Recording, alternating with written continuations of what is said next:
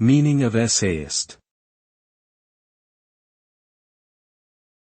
Essayist. Essayist. Essayist. Essayist.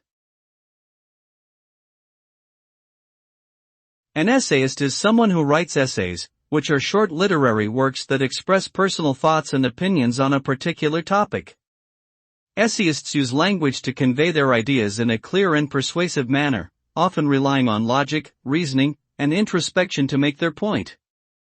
Their writing can cover a wide range of subjects, from social issues to personal experiences to artistic endeavors.